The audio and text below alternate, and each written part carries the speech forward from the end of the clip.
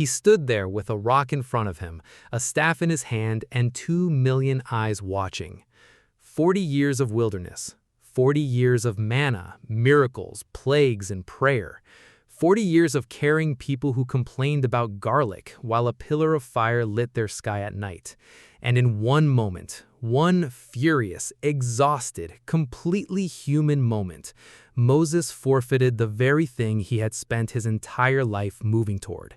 Not because he stopped believing, not because he was wicked, he was just done. And that weariness cost him everything. This is the book of Numbers. And before you mentally fast forward, before you picture a dry list of names and census data and tribal logistics, I need you to understand what you're actually about to walk into. Because this book has been misread for centuries. People treat it like a math problem. They skim it, they skip it, they feel vaguely guilty and move on. But underneath the numbers, underneath the wandering, there is a psychological thriller, a leadership autopsy, one of the most brutally honest portraits of what it does to a human being to carry the weight of God's people, and what happens when that weight finally becomes too much. By the time this is over, you won't just be asking why Moses failed. You'll be asking yourself, am I doing the same thing he did? It starts with counting. God tells Moses to number every man in Israel who is 20 years old and able for war. And your instinct right now might be to check out. Don't, because this isn't bureaucratic busywork tucked into scripture. This is a declaration. These people, less than 2 years removed from slavery, are being counted not as property, not as inventory, but as soldiers, as a nation. God is essentially looking at a group of former slaves with no army, no borders, no identity beyond what Pharaoh assigned them, and saying, you are something. You have a purpose, and your purpose demands order. The final count lands at 603,550 fighting men. Just sit with that number for a second. That's roughly 2 million people total when you factor in women, children, and the Levites who weren't counted with the rest, because the Levites had a different assignment entirely. While everyone else would fight, they would carry the tabernacle, guard it, serve it, position themselves closest to the presence of God at the center of everything. And that design, that arrangement with God at the literal center of the camp, every tribe assigned a direction, every family a position, that is not a military formation. That is a theology made visible. In a world where people drift in every direction, God constructed a community where every single person's identity was defined by their proximity to His presence. That's not logistics. That's a picture of how life is supposed to work. But here's what you need to carry forward from this moment. The Levites, the ones stationed closest to the holy thing, operated under the most precise requirements. Numbers 153 says they camped around the tabernacle so that God's wrath would not fall on the community. Order wasn't policy. Order was protection. And proximity to God always comes with a higher standard of obedience. That seed gets planted right here in chapter 1. It won't bloom until chapter 20, and when it does, it will change everything you thought you understood about how God judges the people He loves most. Chapters 5 and 6 arrive, and most people rush through them.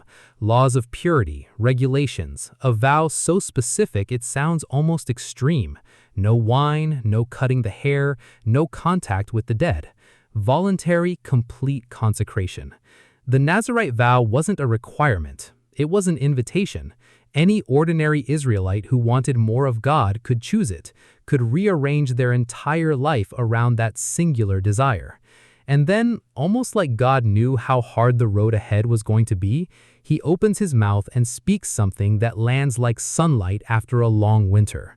The Lord bless you and keep you. The Lord make His face shine on you and be gracious to you.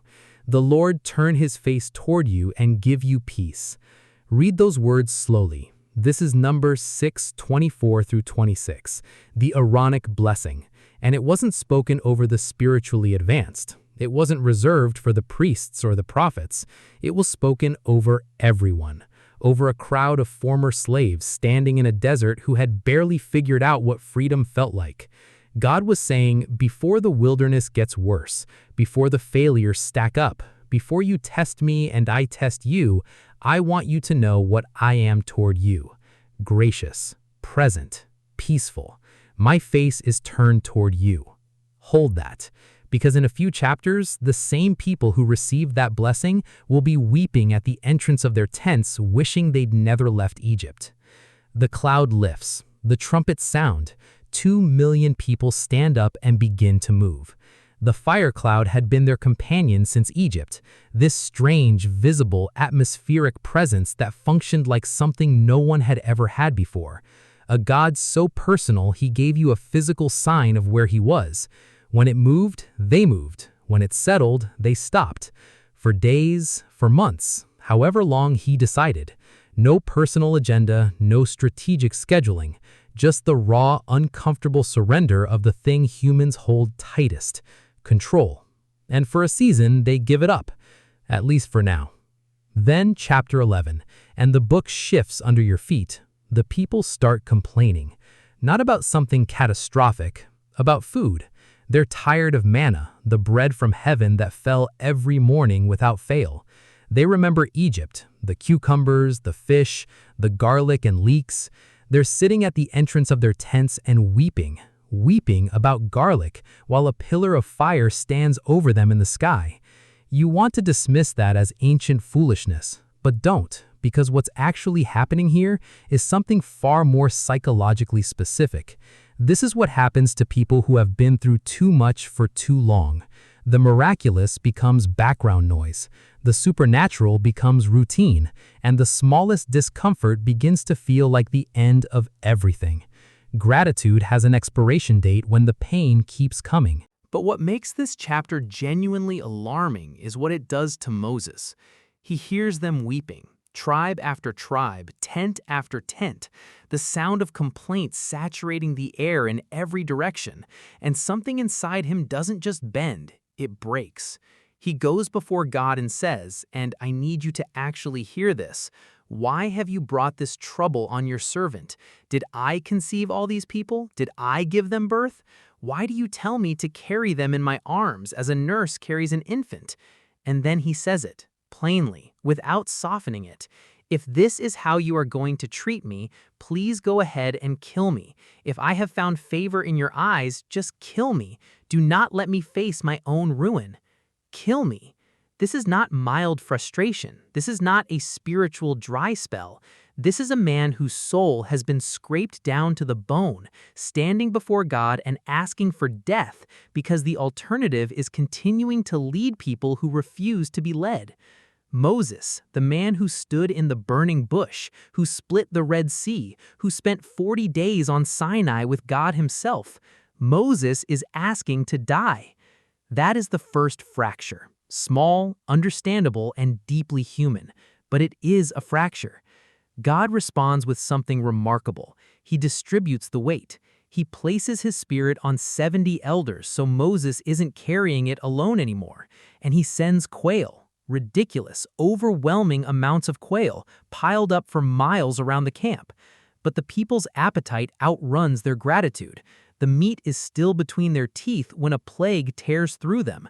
The place gets named Kibroth Hatava, the graves of craving, an entire cemetery built by appetite. There is a whole sermon buried in that name. Then it gets personal. Chapter 12 doesn't announce itself loudly, it just cuts. Miriam and Aaron, Moses' own sister and brother, begin whispering against him. They question his marriage to a Cushite woman, but that's surface. The real accusation surfaces 2 sentences later. Has the Lord spoken only through Moses? Hasn't he also spoken through us? This isn't a doctrinal concern. This is envy wearing the costume of theology. They want a piece of what Moses carries, and they're willing to publicly dismantle his authority to get it. Moses says nothing, not a word in his own defense. And then God shows up, and he is visibly, unmistakably angry. He calls all 3 of them to the tabernacle and draws a line with a sharpness that feels almost protective. He says, "To prophets I speak in dreams and visions. With Moses I speak face to face, clearly, without riddles." he sees the form of God. And then God looks at Miriam and Aaron and asks, "Were you not afraid to speak against my servant?" Miriam walks out of that conversation covered in leprosy, white as snow. Aaron turns immediately to the man they just undermined and pleads, and Moses, without a single "I told you so," without leveraging 1 second of vindication, cries out, "Please God, heal her." And God does, 7 days outside the camp, then restored. Here's the principle buried in how this plays out, and we walk past it far too quickly. Moses never lifted a single finger to defend his own position, and God defended it with more force than Moses ever could have managed alone. The people who refuse to fight for their own seat are very often the ones God fights for loudest. They move on. Now they're standing at the edge of everything. Kadesh Barnea, the border of Canaan, the land God has been promising since Abraham. Moses sends 12 men, one from each tribe, into Canaan to scout it. They're gone 40 days. When they return, what they describe is breathtaking. Numbers 13:27, their own words, "It does flow with milk and honey. Here is its fruit."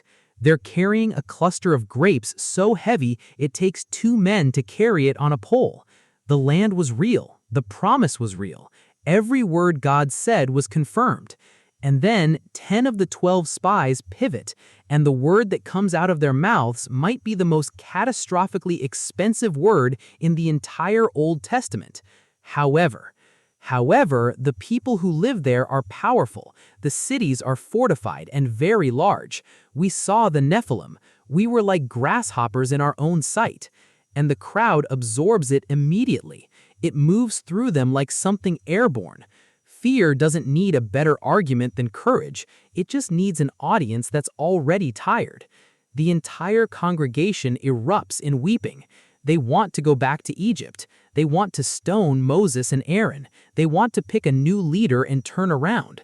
Caleb and Joshua, the 2 faithful spies, tear their clothes open in grief and push back hard. Joshua stands in front of 2 million collapsing people and says, "Do not rebel against the Lord. Do not be afraid. The Lord is with us. We will devour them." Numbers 14:9. The crowd starts talking about stoning them. And God, watching this moment, says something that should stop every person alive. "How long will they refuse to believe in me, in spite of all the signs I have performed among them? How long? After everything, how long?"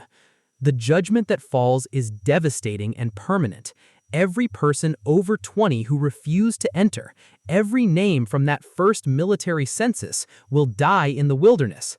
1 year of wandering for every day the spies spent in the land. 40 years. An entire generation sentenced to spend the rest of their lives in the desert, watching their children inherit the promise they threw away. They wake up the next morning and decide to try anyway. They march towards Canaan without Moses, without the ark, without God's blessing, and they get broken apart completely. Because delayed obedience, when it finally arrives stripped of the presence it abandoned, is not obedience. It's just recklessness wearing the costume of courage. Then comes Korah, chapter 16, a Levite, close to the sanctuary, close to the sacred things, but not a priest. And he decides this arrangement is unjust. He gathers 250 prominent, respected, influential men and walks up to Moses and Aaron and says, "You have gone too far. The whole community is holy. Why do you set yourselves above the Lord's assembly?" On the surface, it almost sounds principled. It has a democratic ring to it. But what Korah was actually dismantling wasn't privilege. It was God's appointed structure. And God responds to it with a swiftness that makes every leader go quiet. The ground opens. Korah, Dathan, Abiram, their households, their tents, their belongings, swallowed alive. Then fire from God consumes the 250 who stood with them. All of it in moments. The next morning, the very next morning, the community turns on Moses and Aaron and accuses them of killing God's people. The audacity is staggering. A plague breaks out and begins moving through the camp, and Aaron grabs his incense burner and physically runs into the spreading lave of death, places himself between the living and the dying, standing in the gap, burning incense, making atonement, and the plague stops where he stands. Hold that image. A man standing in the breach between life and death, absorbing the space between the holy and the broken. That picture was placed inside Numbers intentionally. It previews something the world wouldn't fully understand for another 1,000 years. To settle it once and for all, God asks each tribe to bring a staff with their name on it, 12 staffs, placed before the ark overnight. The next morning, Aaron's staff, a dead, dry, completely cut piece of wood, has budded, blossomed, produced ripe almonds. A dead stick, alive, covered in fruit in a single night. God doesn't argue with rebellion. He simply demonstrates reality. And now we arrive at chapter 20. This is where we slow all the way down. Because everything, every fracture, every complaint, every crack in Moses' interior world has been quietly building toward this moment. Miriam dies, just like that. The woman who once danced and sang on the far side of the Red Sea. The sister who hid in the reeds as a basket floated toward Pharaoh's daughter. She dies in the wilderness of Zin. She is buried there. No fanfare, no chapter of mourning, and almost immediately, as if the grief isn't allowed a single full breath, there is no water, again. And the crowd comes at Moses with the same complaint and almost the exact same words their parents used 40 years ago. Now understand the full weight of this moment. Moses just buried his sister. He is in fresh, raw grief. He has carried these same people, absorbed these same accusations, listened to these same complaints for 40 decades. He is not mildly frustrated. He is not having a bad week. He is a grieving man standing at the absolute end of himself. He and Aaron fall on their faces before the tabernacle, and God speaks. The instruction is clear. Simple, unmistakable. Take the staff, gather the community, speak to the rock. Speak to it, and water will pour out. That word, speak, matters more than almost anything else in this book, because what God was about to show this exhausted, complaining nation was a picture of grace, water from a spoken word, life produced not by force, not by striking, not by effort, but by voice alone. The rock would respond to a word. That image was meant to teach 2 million people what God's mercy actually looks like. Moses takes the staff. He gathers the community, and then something inside him shifts. He looks at the crowd. His sister is in the ground. These people are screaming at him again. 40 years of this, and something snaps. Listen, you rebels, Numbers 20:10. Must we bring you water out of this rock? We, not God. We. And then he lifts the staff and he strikes the rock, twice. Water gushes out. The people drink, the animals drink. Every visible outcome God described comes to pass. And for a breath, maybe Moses thought it was fine. Then God speaks again. Because you did not trust in me enough to honor me as holy in the sight of the Israelites, you will not bring this community into the land I give them. Read that again. Not because you lost your faith, not because you were wicked, because you did not honor me as holy in the sight of the Israelites. This is the whole lesson in one sentence. God is not being petty. He is not keeping score on a technicality. Moses, in that moment, was not just a man. He was a representative, a living symbol of who God is to 2 million watching people. When Moses struck that rock in anger and said, "Must we?" he showed that crowd a God who loses patience, a God who needs to be forced, a God who looks in that moment exactly like Moses felt. He didn't just make a mistake under pressure, he preached a false sermon with his arms, in front of a congregation that was already holding their trust together barely. And here's the thing that should follow every leader into every exhausted room, every frustrated moment, every situation where the miracle is still achievable, but the obedience is slipping. The water still came. The miracle still happened. Success on the surface does not always mean faithfulness underneath. God sees both. Moses will not cross the Jordan. The verdict is final. And Moses keeps working. He doesn't collapse, he doesn't stop, he keeps leading, and that, quietly, is its own kind of faithfulness. Chapter 21. The road stretches longer. The people are moving again, and the path reroutes around hostile territory, and predictably, the complaints resurface. But this time, God's response is something stranger than anything before. Venomous serpents flood the camp. People are dying from bites, and this time they come to Moses not in accusation, but in confession. We sinned. We spoke against God and against you. Please pray that he will take the snakes away. Moses prays, and God doesn't remove the snakes. He tells Moses to make a bronze serpent, put it on a pole. Anyone bitten who simply looks at it will live. A snake on a pole as the antidote to a snake bite. That is not medicine. That is a test of whether you trust a specific God-given instruction more than your own logic about what healing should look like. But the full weight of that moment doesn't land until centuries later, when Jesus is talking to a man named Nicodemus at night and says, "Just as Moses lifted up the snake in the wilderness, so the Son of Man must be lifted up, that everyone who believes may have eternal life." John 3:14-15. The cure hidden inside the image of the wound, mercy wearing the shape of the very thing that kills you, a dying, cursed thing lifted high, becoming the thing that saves. Planted in a desert story in Numbers 21, centuries before a hill outside Jerusalem, was a living prophecy of exactly how salvation would arrive. You don't skim past that. Then comes Balaam. And if Numbers needed a moment to breathe before the final darkness hits, this is it.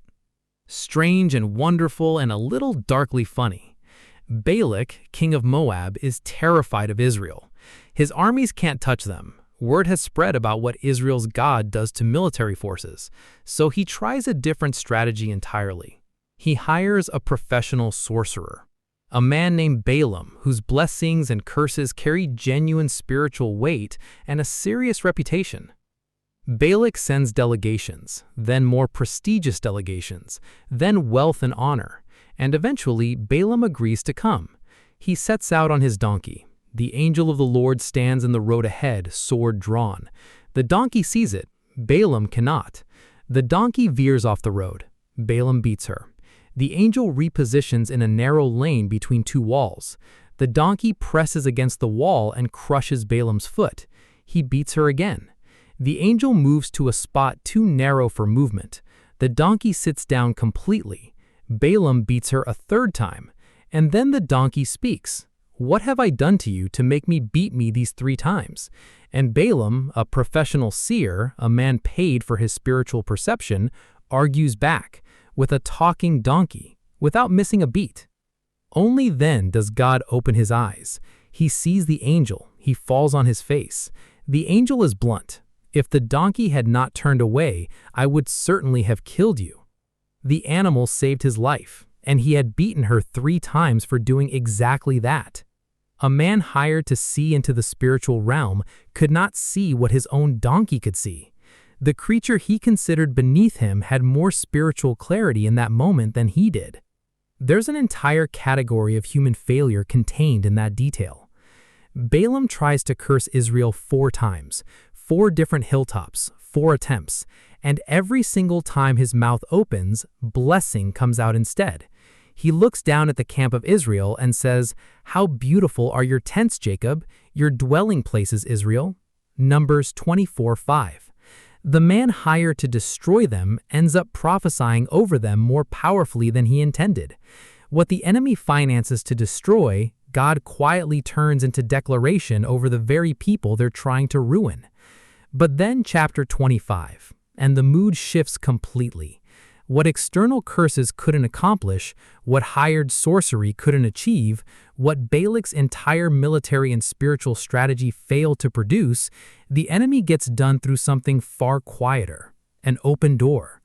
Israelite men begin sleeping with Moabite women. The women bring their gods, and Israel, one by one, choice by choice, begins bowing to Baal of Peor.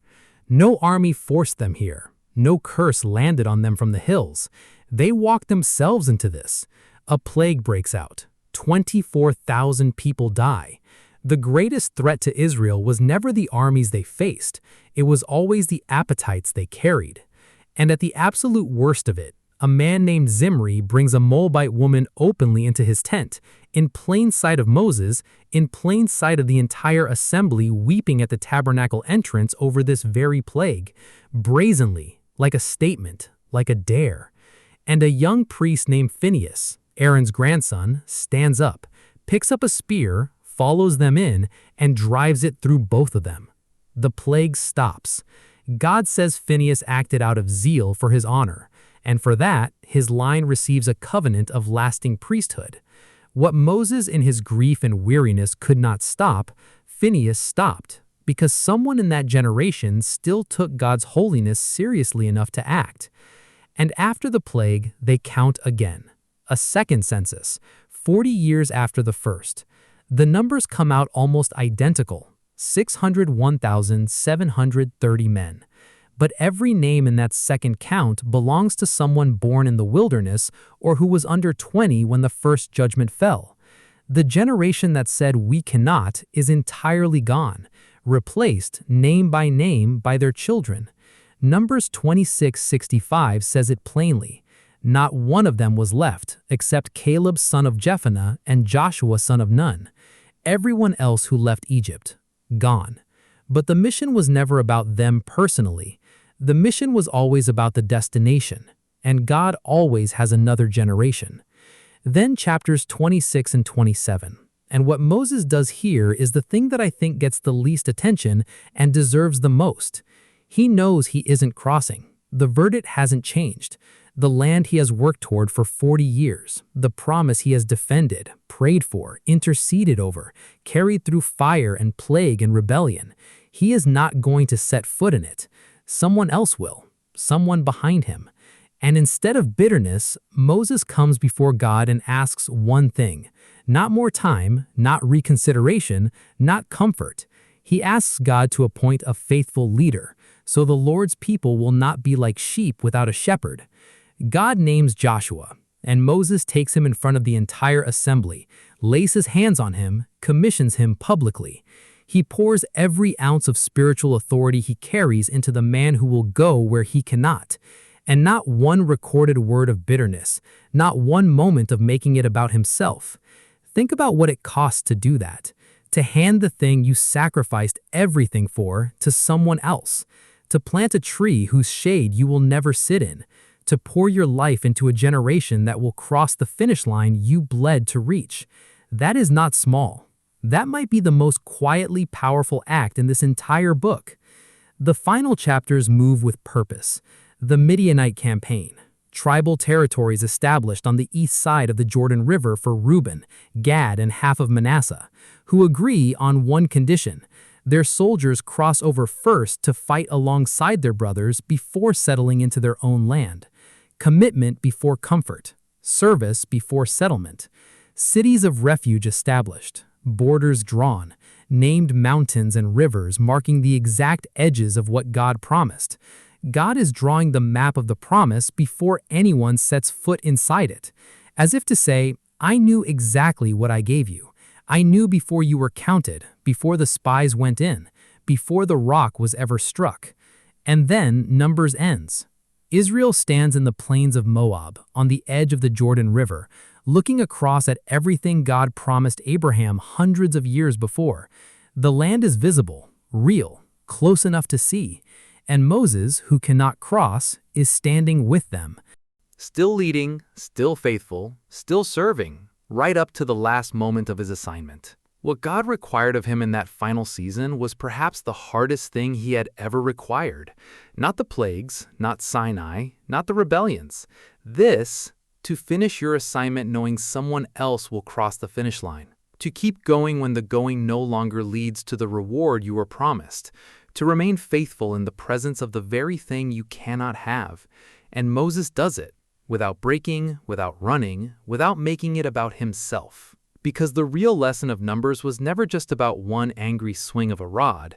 The lesson is the whole arc, the discipline of holiness under relentless, compounding, grinding pressure.